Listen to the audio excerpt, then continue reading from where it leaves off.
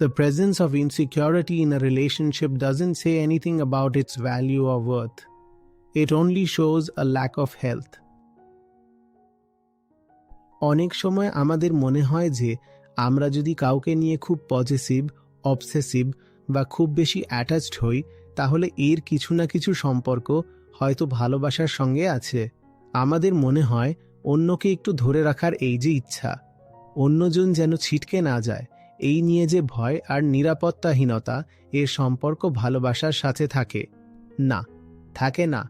নিরাপত্তাহীনতার সম্পর্ক নিজের স্বার্থের সঙ্গে থাকে, কারণ আমরা এমন ধরনেরই মানুষ।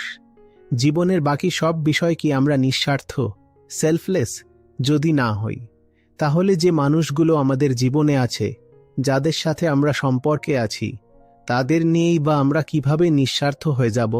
ভেতরের কেন্দ্র তো একটাই, তাই না?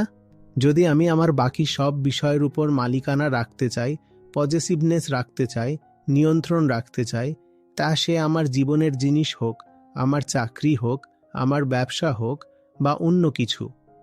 যদি আমি এই স্বভাবের মানুষ হই, যদি আমার ভিতরে এমন প্রবণতা থাকে যে আমি জিনিসগুলোকে নিজের মুঠোয় রাখতে চাই, আধিপত্য করতে চাই, ধরে রাখতে চাই, মালিকানা এবং দখল করতে চাই, তাহলে সেই একই কাজ আমি আমার জীবনে থাকা মানুষদের সাথেও করব।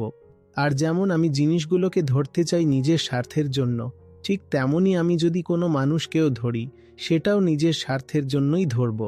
তাই এই যে সম্পর্কের মধ্যে নিরাপত্তাহীনতা থাকে, এর সঙ্গে ভালোবাসার কোনো সম্পর্ক নেই। এটা কোনো প্রেমের ইঙ্গিত দেয় না। এটা শুধু এই জিনিসটা সূচক, ভেতরে যে স্বার্থ বসে আছে, সে মানুষটাকেও আঁকড়ে ধরতে চায়। হ্যাঁ, সে প্রেমের নাম নেয়, কারণ কেউ কিভাবে খুলে বলবে যে আমি নিজের স্বার্থের জন্য তোমাকে ধরছি। তাই প্রেমের নাম নেওয়া হয়, কিন্তু কাজটা খুব আত্মকেন্দ্রিক হয়। এতে সমস্যাটা হলো, যখন নিজের দিক থেকে এতটা আত্মকেন্দ্রিক কাজ করবে, তখন অন্যজনকেও যেন আমন্ত্রণ দিচ্ছ যে সেও যেন আত্মকেন্দ্রিক হয়ে যাক।